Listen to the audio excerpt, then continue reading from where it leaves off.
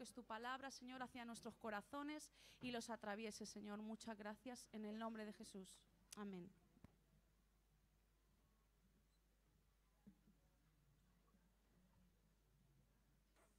Sí.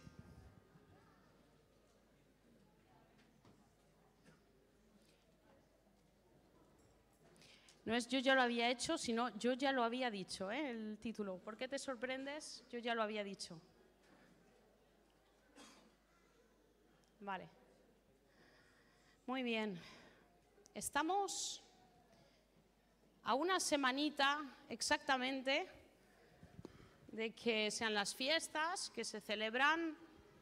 Algunos aún celebran el nacimiento de Jesús dentro de estas fiestas, ya un porcentaje mínimo, pero aún algunos recuerdan que detrás de Papá Noel, detrás de ciertos licores, ciertos regalos, está el niño de Belén, que nació hace más de 2000 años para salvar al hombre de su pecado.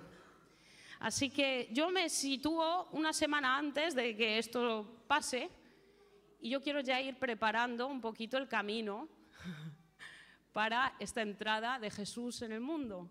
Aunque todos sabemos que las fechas en sí no tienen nada que ver con la realidad, Jesús no nació un 25 de diciembre ni mucho menos, fueron fechas, digamos, impuestas por el emperador pagano, pero aún así nosotros queremos recordar que Jesús ha venido a este mundo y aunque lo hacemos todos los días, yo recuerdo a Jesús todos los días, hablo con Él todos los días, pero queremos recordar un día especial, hacer algo especial y hacer un sitio especial en nuestro corazón para un día, ¿no? Entonces, no hay nada mejor en estos días, yo que te recomiendo, el que esté leyendo ahora mismo, no sé, los profetas y tal, te recomiendo en estos días volver a Mateo, Marcos, Lucas y Juan. Volver a recordar cómo fue el nacimiento de Jesús, cómo era Jesús, cómo se comportaba Jesús. A veces es bueno darnos un bañito de cómo Él era, cómo Él es, para poder nosotros transformarnos en lo que tenemos que ser. Y cuando tú lees los evangelios hay gente que dice, pero vamos a ver, si yo leo Mateo, Marcos y Lucas, por ahí se parecen un montón, hay historias que se repiten, pero es importante saber que Mateo, por ejemplo, cuando tú lees Mateo está escrito para el pueblo judío, esencialmente, los que más lo iban a leer, al que él quería llegar era el pueblo judío, y por eso recalca el hecho de que Jesús es rey, porque los judíos esperaban un rey, pero no a Jesús como rey. Entonces Mateo se enfoca en eso.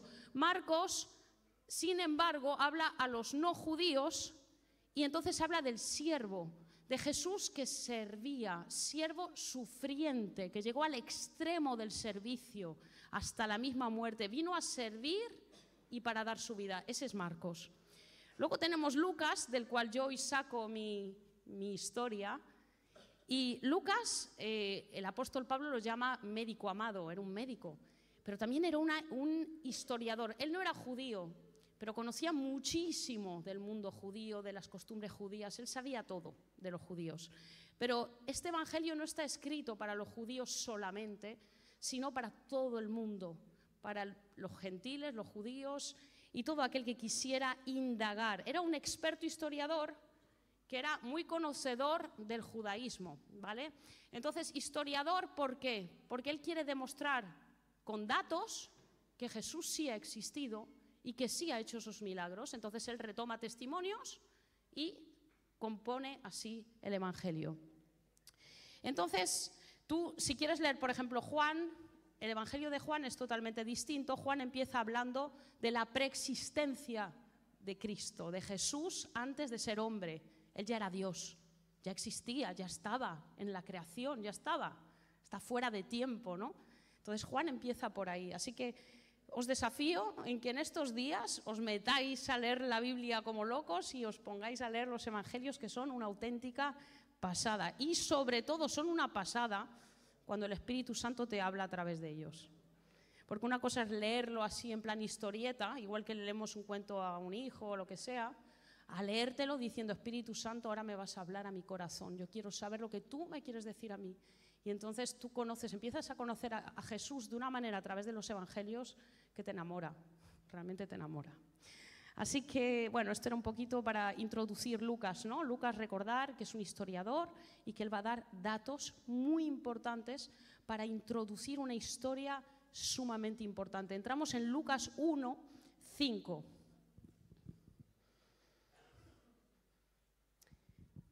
Dice, hubo en los días de Herodes, rey de Judea, un sacerdote llamado Zacarías, de la clase de Abías. Su mujer era de las hijas de Aarón y se llamaba Elisabet. Ambos eran justos delante de Dios y andaban irreprensibles en todos los mandamientos y ordenanzas del Señor. Muy bien. ¿Qué era un sacerdote? Algunos diréis, sacerdote suena a cura, suena a iglesia católica, porque no todo el mundo sabe el mundo judío cómo funciona, no todo el mundo tiene por qué saberlo. Entonces, un sacerdote era en el mundo judío aquel que estaba trabajando o en el templo o anteriormente, cuando aún no existía un templo físico, había un tabernáculo, que eran como unas tiendas, y el sacerdote trabajaba dentro para el pueblo, es decir, el pueblo de Israel sabía que cada pecado cometido significaba que un corderito iba a tener que ser sacrificado. Por cada pecado había sangre derramada. Pero también tenían sus costumbres y sus ofrendas a Dios. Y en esas ofrendas los sacerdotes también entraban en acción. Entonces ellos tenían pues un trabajo dentro del templo regular. El sacrificio de animales, quemaban incienso, ofrecían ofrendas a Dios. Esa era su vida. Su vida era de personas totalmente apartadas para Dios. No eran, muchas gracias, no eran personas comunes que podían vivir su vida como les daba la gana. No, no, no, no. Y menos a la hora de servir dentro del templo. Hasta su ropa interior estaba controlada y tenía que ser totalmente impoluta y de lino. Quiero decir que era algo muy serio trabajar como un sacerdote. Y uno no podía ser uno cualquiera sacerdote. Primero, los sacerdotes eran varones, no habían mujeres, eran varones. Y luego eran descendientes de Aarón. ¿Os acordáis de Moisés y Aarón? Pues el hermano de Moisés, Aarón, toda su descendencia eran los que podían ser sacerdotes. No podían tener nada estropeado, no podían tener un brazo más corto que el otro, cojear, tener algún defecto de nacimiento, no podía ser. El sacerdote tenía que ser alguien bien hecho, sin problemas, sin historias de salud, ¿vale? Y a los 20 años de edad los sacerdotes eran presentados en el templo y eso quería decir, a los 20 años empezaban y tenían que hacer una semana de sacrificios por cada uno de ellos. O sea, era algo muy serio, es lo que quiero deciros, ¿vale? Que no era una tontería, aunque el ser humano tenemos la capacidad de perder el temor de Dios y acabamos usando cosas sagradas de una forma sucia, porque muchos sacerdotes murieron en el servicio a Dios por hacer cosas inadecuadas dentro de ese servicio. Pero bueno, no quiero entrar ahí. Estaban organizados en 24 grupos, iban rotándose, y cuando habían fiestas en Jerusalén, pues tenían que subir todos los sacerdotes iban haciendo sus rotaciones. Y les tocaba, pues por ejemplo, aquí acabamos de leer que Zacarías era de la clase de Abías. Abías, pues era el jefe de clan y los que les tocaba con él, pues cuando les tocaba suertes, ya sabían que les tocaba con él hacer tal faena dentro del templo. Entonces, Zacarías vemos que le toca un turno delante de Dios. Pero vamos a empezar por el nombre. Zacarías quiere decir Dios recuerda. Dios recuerda. ¿Cuándo llega Zacarías? Zacarías está en un periodo de la vida del pueblo de Israel muy chungo.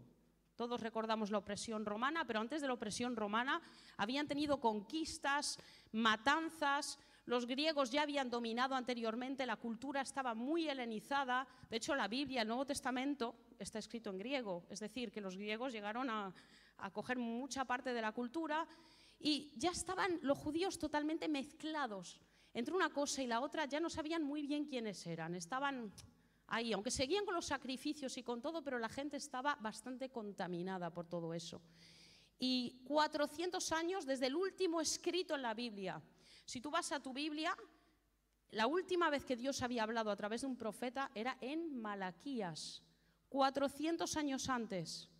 Quiere decir que el pueblo de Israel no tuvo ni una palabra de Dios en todo el atropello que han tenido, en todo lo mal que lo han pasado, en todas las torturas infligidas, en toda la opresión romana. No hubo ni una palabra, 400 años de silencio. Y llega el momento de Zacarías. A Zacarías lo llaman sus papás, Dios recuerda. Estaba el deseo de que Dios se acordara de su pacto con el pueblo. Parecía que no se movía ni una hoja. A veces pensamos que cuando Dios obra tiene que hacerlo así, rapidito. No, yo ya llevo 3 veces orando por este tema y Dios no me contesta. Pues a lo mejor te va a tocar esperar 50 años más. No lo sé. Pero yo sé que Dios tiene sus tiempos y son tiempos perfectos. Dios recuerda. Zacarías escoge una esposa. Dice la Biblia que ambos eran justos delante de Dios. Pero su mujer era de las hijas de Aarón. De las hijas de Aarón. ¿Qué quiere decir? Que este hombre no se fue al pueblo de joven y dijo, me voy a coger a cualquiera del pueblo porque cualquiera me vale. No, él tenía un llamado de sacerdote y se lo tomaba muy en serio. No era como cualquier sacerdote de aquellas, que bueno, él se lo tomaba muy en serio. Y se fue a las hijas de Aarón, de la casa de Aarón. Es decir, quería una mujer que entendiera su llamado, que lo compartiera y que pudieran educar a sus hijos dentro de ese sacerdocio. Es decir, era un hombre intachable, era un hombre justo y encima se casa con una mujer increíble. Elisabet, el nombre dice, quiere decir mi Dios es un Dios de juramento. Es decir, mi Dios hace pactos y se acuerda de ellos. Mi Dios es un Dios de juramentos. Cuando Dios promete algo, Dios lo cumple. Entonces se juntan, Dios recuerda y mi Dios es un Dios de juramentos. Tú piensas, madre mía, en la unión de estas 2 personas, todo el mundo diría, ¡buah! Se han juntado 2 bombas. Aquí va a haber una descendencia súper ungida de Dios. Vamos a ver los hijos que crían estas personas porque son muy especiales, no son cualquiera. Ellos tenían su mirada en las cosas de Dios. Y es interesante porque en textos más originales, antes del versículo 6, aquí dice ambos eran justos delante de Dios, pero en los originales dice, pero ambos eran justos delante de Dios. Quiere decir que de aquellas no había mucha gente justa. Ellos sobresalían por ser diferentes de los demás. Y también nos dice que eran irreprensibles. En el versículo 6 dice, y andaban irreprensibles en todos los mandamientos y ordenanzas del Señor. Irreprensible no quiere decir ser perfecto. No quiere decir que nunca metes la pata. Quiere decir que cada vez que se equivocaban, volvían a las Escrituras, volvían a los mandamientos, se arrepentían y hacían lo que era necesario para restablecer su relación con Dios. Eso es lo que quiere decir irreprensibles, porque perfecto no hay nadie, solo Cristo. Entonces, vemos en el versículo 7, vamos siguiendo la lectura, dice, pero no tenían hijo porque Elisabet era estéril y ambos eran ya de edad avanzada. Esto yo me imagino, además ya eran bien viejos en este relato, no es que eran, en plan, bueno, se les pasó un poquito, la mujer ya se le pasó la regla hace 1 año o 2, no, eran viejos. O sea, el tener un hijo ya era un recuerdo, ya era esos sueños frustrados que no has podido jamás alcanzar, eso que tú dices, bueno, lo voy a dejar ya porque no hay nada que hacer en este tema. Y dice que no tenían hijos. Yo me imagino a la gente, porque sabéis que la gente no solo en España y en Latinoamérica es chismosa, los judíos eran muy chismosos. Y cuando una mujer no podía tener hijos, era la estéril. Elisabet la estéril. Tenía su mote. Y algunos dirían, pobrecita, con lo buena persona que es, y Dios que no le quiere dar un regalo, qué malo es Dios. Otros dirían, bueno, tan santitos que se creen, por algo será que Dios no les da un hijo. La cuestión es que estarían en boca de todos durante mucho tiempo. Mucho tiempo. Es decir, que sufrían cierta presión regular y de forma constante durante años por la cultura en la que estaban. Entonces, parecía que vivían un castigo de Dios, una maldición, ¿vale? Y llegamos al versículo 8. Aconteció que ejerciendo Zacarías el sacerdocio delante de Dios, según el orden de su clase, 9, conforme a la costumbre del sacerdocio, le tocó en suerte ofrecer el incienso entrando en el santuario del Señor. Yo había mandado una foto, Joana, yo no sé si es posible ver esa foto. Eso es. Vale, para que nos hagamos una idea, ¿eh? Así vestía un sacerdote, bueno, esto sería el sumo sacerdote, ¿vale? Un sacerdote común, no tenía ese traje así propiamente dicho, pero se parece un poco a esto. Y ahí tenemos el altar del incienso. El altar del incienso era de oro y era todo un honor que le tocase. Le tocó en suerte, ¿vale? Pero era todo un honor que le tocase a Zacarías hacer este servicio para el Señor. Y estudiando un poquito cómo era este tipo de servicio, pues era una cosa muy extraña, porque él tenía que coger de las brasas del holocausto, tirarla dentro de ese lugar y luego ponía unas brasitas encima de incienso y eso se quemaba y empezaba a subir como olor fragante. ¿Qué pasa? Que el que tenía esa función la hacía por la mañana y por la tarde. Y cuando le tocaba, primero había como un ritual de oración de toda la comunidad que se reunía y decían su frase de petición, de bendición, se postraban todos a tierra y el sacerdote entraba al templo, hacía lo que tenía que hacer rápidamente y tenía que salir por patas, porque tenía miedo de que la misma presencia de Dios lo consumiera. Curioso. Entonces, claro, cuando tú empiezas a leer este relato te das cuenta que el pueblo está muy extrañado porque Zacarías no sale. Está dentro y le sucede algo y no sale. Entonces el pueblo está extrañado porque en teoría él tenía que haber hecho ese ritual y salir por patas, pero se queda dentro porque le pasa algo extraordinario. Y todos sabemos lo que es, ¿verdad?, el incienso en la Biblia, lo que significa, lo que evoca. Salmo 141, 2 dice: suba mi oración delante de ti como el incienso, el don de mis manos como la ofrenda de la tarde.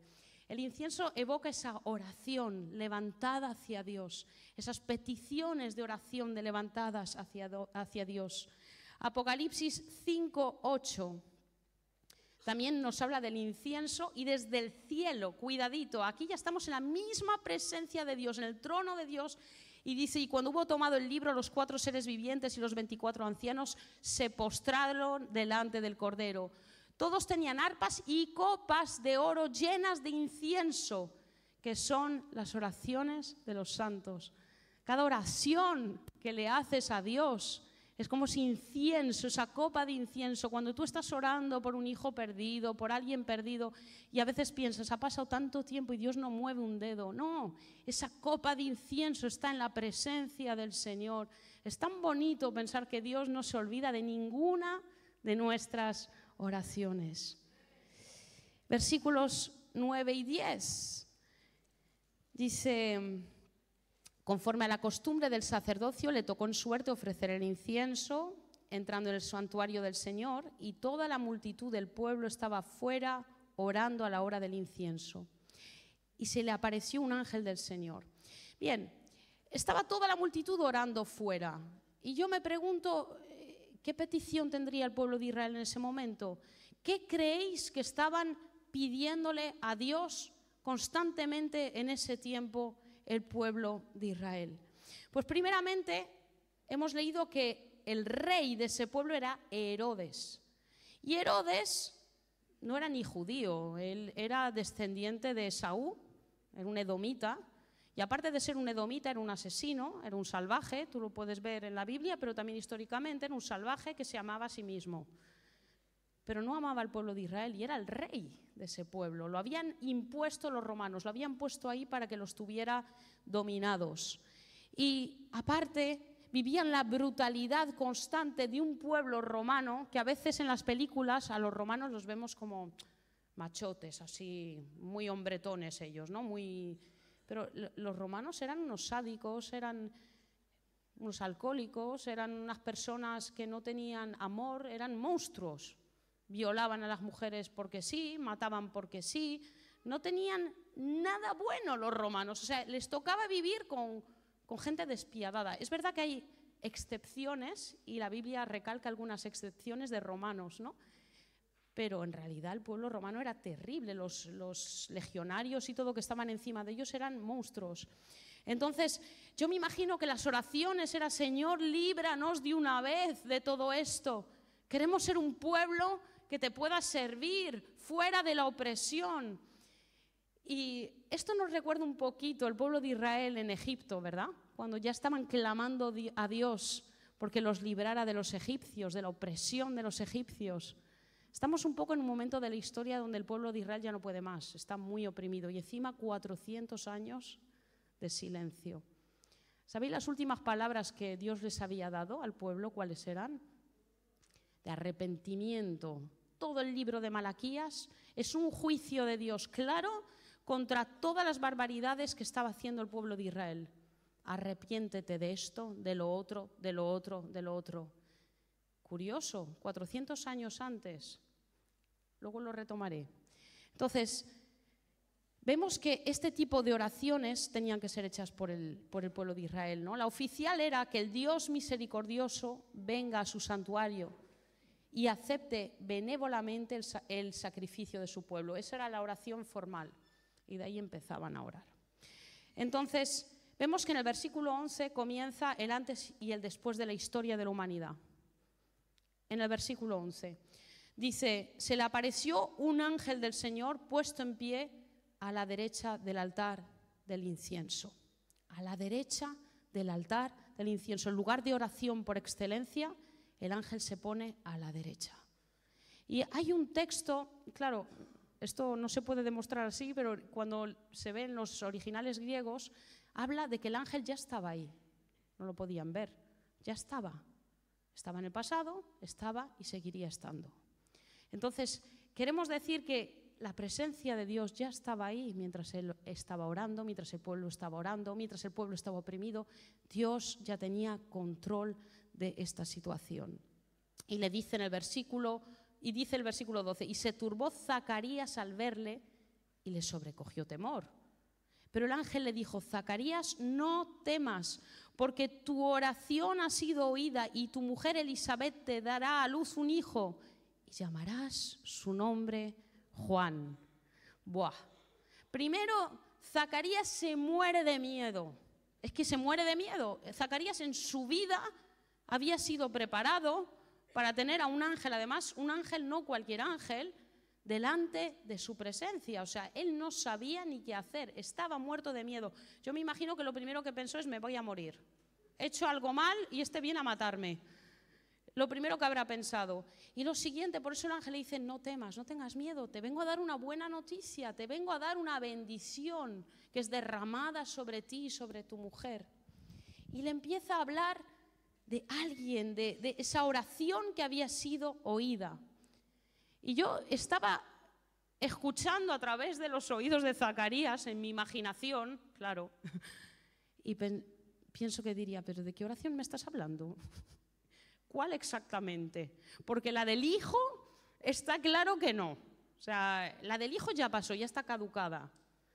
¿No tenemos a veces la sensación de que hay un montón de promesas y cosas que están caducadas? Ese es empiezo un poco en el sentir que tengo, y por eso estoy hablando de esto. A veces hay un montón de cosas que decimos: si Dios no lo ha hecho ya, no lo va a hacer. No lo va a hacer. Entonces, imagino que Zacarías pensaría: ¿pero de qué oración está hablando? Y luego le habla de un hijo. Y le habla hasta del nombre del hijo. Juan, Joanán, sería el nombre de Juan el Bautista, Juan. ¿Y sabéis lo que quiere decir Juan? Gracia, regalo de Dios. Ya no iban a hacer un Zacarías. ¿Sabéis que de padres a hijos o de tíos se iba perpetuando los nombres, ¿no? Pues se acabó tu tiempo, Zacarías. El Dios recuerda y ya está, ya se ha cumplido. Sí, Dios ha recordado. Ahora entramos en una nueva fase. No tienes que perpetuarte en tu hijo. No tienes que hacer de él un pequeño sacerdote. Vas a tener que hacer de él lo que yo quiero hacer de él. Qué difícil es eso para los padres, ¿verdad? Y sobre todo cuando los padres tenemos un buen ejemplo.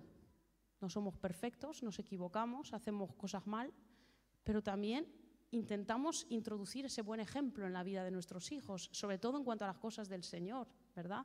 El temor del Señor. Zacarías había sido irreprensible y ahora le están pidiendo de educar en su vejez, en su alta vejez, a un niño que se va a llamar Gracia. Va a abrir la puerta a un nuevo tiempo en la historia, a la gracia. No se le está pidiendo cualquier cosa. No se le está diciendo lo que han enseñado, lo que tus padres te han enseñado, lo vas a reproducir en tu hijo. No, vas a trabajar con tu hijo conforme a su propósito. ¿Sabéis? Eso me hacía pensar que a veces los niños, los hijos, saben cómo hay que saludar a la tía Pepita, cómo hay que hacerle casi la reverencia al menganito, saben todas las normas internas, ¿no? de la casa, del hogar, saben lo que se puede decir, lo que no se puede decir, todo eso lo saben. Pero a la hora de que Dios cumpla su propósito en sus vidas, a veces los padres somos bastante ignorantes y no los formamos conforme al propósito de Dios para ellos. Y damos más importancia a cosas estéticas y prácticas que a cosas que tienen una relevancia eterna. Y aquí Zacarías tiene justamente ese llamado, empujar a su hijo hacia un llamado. Pero este hombre está bloqueado todavía en su mente, no sabe ni lo que le está diciendo el ángel, sinceramente. Está ahí golpeando contra su forma de pensar. Y es curioso porque habla de gracia. Y quiero decirte que los judíos no creían en que... Ahora hablamos de Jesús, que dio toda su sangre en la cruz. Lo vemos todo súper normal. Pero piensa en la mentalidad de un judío. Para él, si yo peco, pues para eso tengo un animalito, se mata el animalito, se derrama la sangre y se acabó. Ellos pensaban que sus pecados como nación tenían que ser perdonados porque sí. Y eso me hace pensar en que en nuestro mundo religioso la gente piensa que yo me arrepiento y ya está, Dios es muy bueno. No, había un precio altísimo entre medias y no era un animalito. Dios ya estaba preparando el terreno para mandar al Mesías, al Salvador del mundo. Dios se iba a hacer hombre, iba a derramar cada gota de su sangre, porque si no, no había posibilidad de perdonar al hombre. El hombre pensaba, bueno, si hoy lo hice mal, mañana me arrepiento y lo hago mejor. No pasa nada. Pues sí que pasa algo. Porque los animalitos no iban a suplir toda la vida ese tipo de actitudes. Se necesitaba la sangre de Cristo como el cordero sin mancha perfecto. El que iba a tener que cargar con nuestros pecados, es decir, que el precio era altísimo. Y eso no estaba en la mentalidad judía. Por eso cuando vieron a Jesús crucificado, les dio asco, lo despreciaron. Ellos querían a un rey, no querían a alguien que derramara sangre. ¿Me entendéis? Lo que se está preparando históricamente es tremendo. La puerta a la gracia ya está siendo abierta a través de Juan. Y dice que él irá en el espíritu de Elías. Aquí lo leemos en el versículo 17. Irá delante de él con el espíritu y el poder de Elías, para hacer volver los corazones de los padres a los hijos, de los rebeldes a la prudencia, de los justos, para preparar al Señor un pueblo bien dispuesto. El poder de Elías. Tú piensas, un Juan el Bautista, ¿qué tiene que ver con Elías? El que no conoce la historia, Elías está en el Antiguo Testamento. Elías era un profeta, un tremendo profeta, que vivió en el tiempo de Jezabel, la reina malvada, y Acab. Y él hizo una cosa que sobrepasó todo lo que nadie hizo.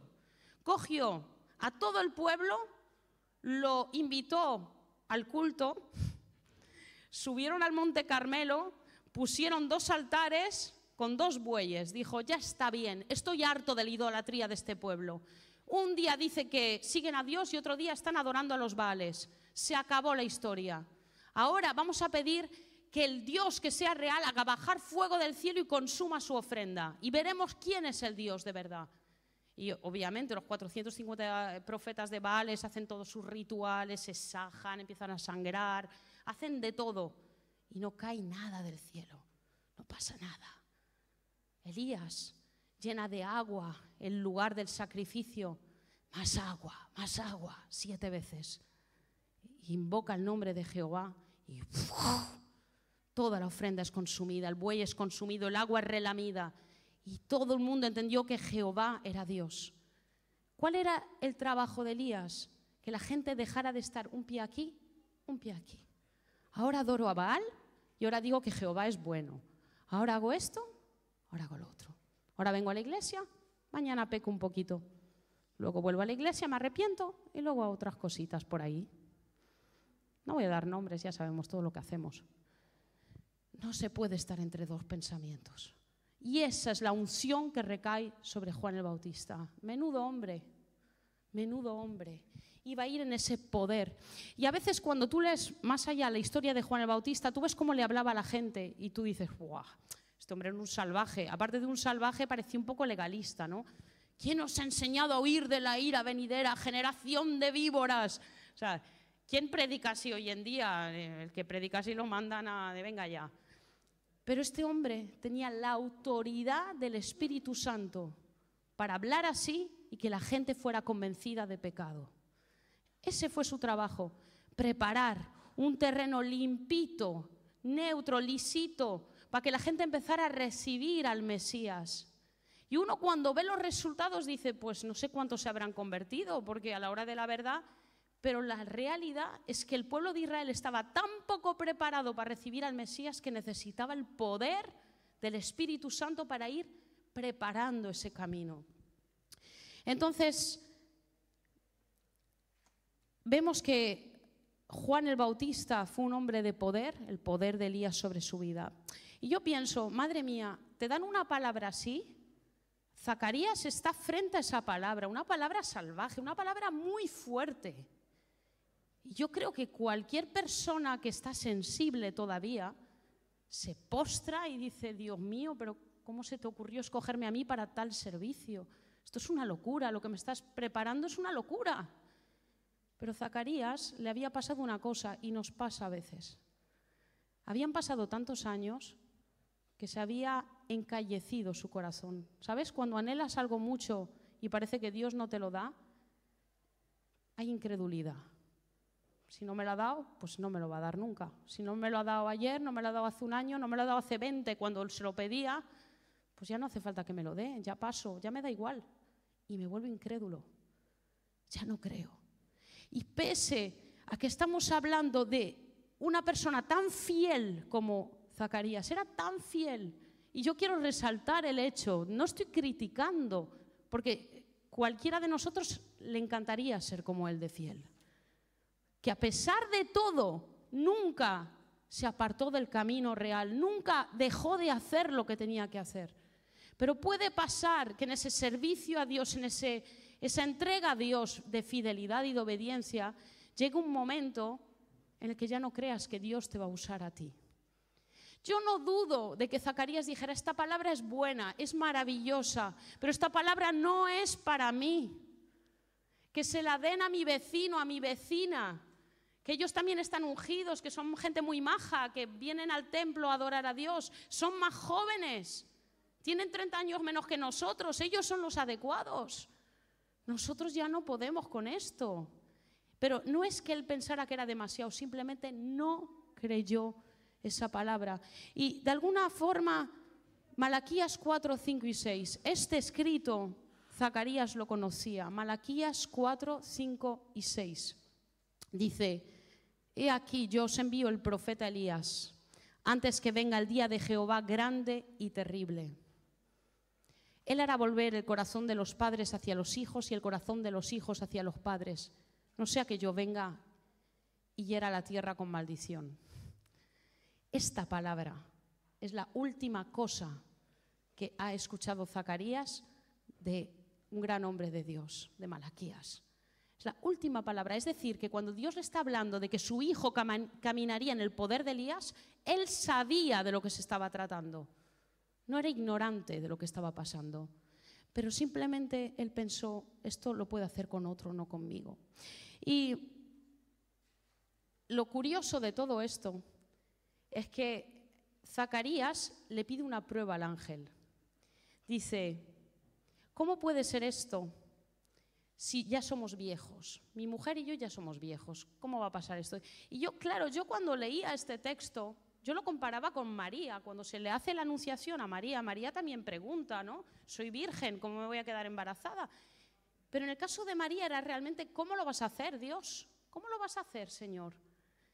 Quiero saber cómo lo vas a hacer, por curiosidad, pero creo que lo vas a hacer. Este hombre está diciendo, dame una prueba porque no lo creo. O sea, más te vale darme una prueba que sea tangible, porque esta palabra yo no me la creo. Y entonces el ángel Gabriel se enfadó un poquito. ¿Y qué pasó con él? Se quedó mudo. Y a veces pienso, qué injusto, ¿no? Pobrecito, era normal que no se lo creyera, era muy viejo. Es muy injusto, ¿no? Humanamente, ¿no pensamos todos eso de alguna manera? Jolines, señora, te ha servido toda su vida, ha sido fiel. Un momentito de dudas. No era duda, estaba encallecido. Estaba encallecido. Y esta es palabra para la iglesia. Algunos estamos encallecidos en cuanto a algunas palabras. Cuidadito. Cuidadito, porque va a venir una sacudida y Dios va a usar a quien quiera usar. El que es fiel, permanezca fiel.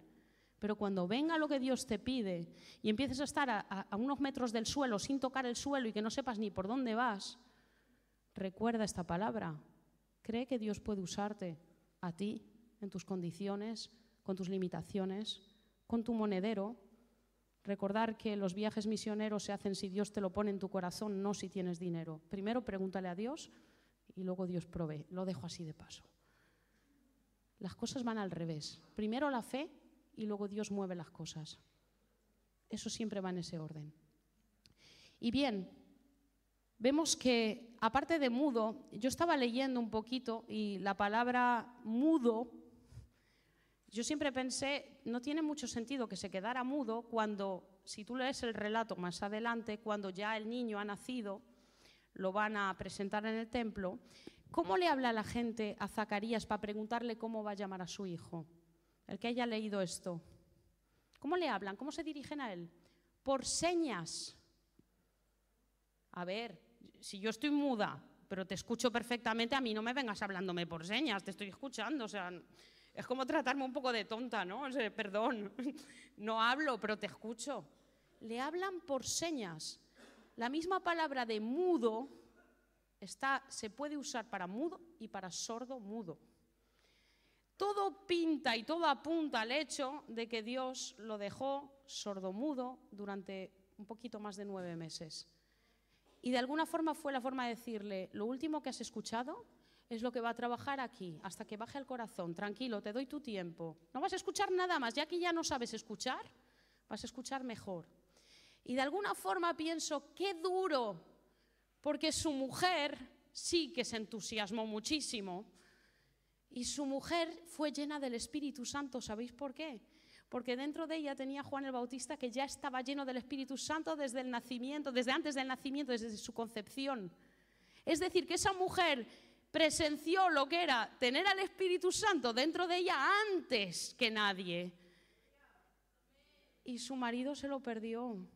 ¿Sabéis la de cosas que habrá dicho esta mujer? Claro, aquí solo está relatado en la Biblia lo que hablan entre María y ella, ¿no? Pero las dos llenas del Espíritu Santo se hablan la una a la otra, porque las dos tienen bebés increíbles. Y vemos que se lo pierde. Se ha perdido tantas cosas por su incredulidad. No perdió el hecho de tener a su hijo, porque Dios premia la fidelidad, siempre la premia, y Dios no es injusto. Pero se perdió escuchar relatos increíbles, cosas increíbles. Se perdió 9 meses, que hubieran sido los 9 meses más especiales de su vida. Sí, vio, pero estuvo dentro de sí mismo. Claro, le dio lugar a meditar, le dio lugar a pensar.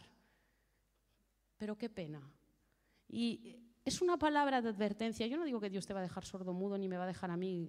Solo te digo que por no creer, a lo mejor te vas a perder grandes cosas. Dios las va a hacer, pero a lo mejor sin ti. Se siente, oh, he vivido esto, Dios me ha tocado así, Dios ha hecho. Qué lástima, no has creído, no has podido vivirlo. Y son cositas, Dios valora la fidelidad, Dios premia la fidelidad. Sé fiel cuando nadie te está viendo. Yo estaba pensando, hay cosas que, me ha visto el pastor. Oye, que yo he hecho... Hay gente que hace cosas y nunca te enteras. Y te enteras años más tarde y dices, madre mía, si he hecho... Y son gente discreta, porque lo hace delante de Dios. Haz tus cosas delante de Dios, aunque no te vea nadie, aunque nadie te aplauda. Todo lo que haces es valorado por Dios. Y llega un momento en tu vida que los fieles son bendecidos. Dios irrumpe en sus vidas y les trae la bendición como le da la gana. Y yo hay muchas cosas que pensaba, bueno, a partir de cierta edad yo creo que ya esto no. Y Dios me está diciendo, si aún no ha venido, estás en transición para cogerlo. Y hay tantas cosas que si no te las crees, no puedes entrar en ellas. Así que era mi palabra para este final de año. Algunos necesitamos sacudirnos del polvo, hacer así, de toda la incredulidad del camino. Hay cosas que nos han herido, hay cosas que nos han cansado, hay cosas que nos han fastidiado y frustrado. Y a lo mejor es momento, ahora que llegamos a esta transición de lo nuevo, de sacudirnos el polvo y decir, Señor, quiero lo nuevo para mi vida. Quiero sacudir todas esas cosas viejas que me han cansado, me han hartado. Y quiero volver a creer. Ayuda a mi incredulidad. Ahí donde yo no creo, allí donde yo no veo, donde no siento. Quiero verte obrar. Quiero que me sorprendas. Que irrumpas cuando te dé la gana y que hagas lo que te dé la gana con mi vida. Aunque eso me sorprenda y me moleste. Entramos en una nueva era, 2024. Y es obvio mundialmente que vamos a entrar en una nueva era. Eso yo creo que es sentido común y leer un poco las noticias y ver lo que se está moviendo en el mundo. Pero a nivel espiritual, 2024 es una nueva era. Lo viejo queda atrás. Deja a Zacarías atrás, deja de reproducir tradiciones y esto tiene que salir así y esto tiene que ser así. Entra en el nuevo tiempo de Juan, de la gracia, del derramamiento del Espíritu Santo y empecemos a ver las cosas con los ojos de Dios, dispuestos a que nos interrumpa. Que Dios os bendiga.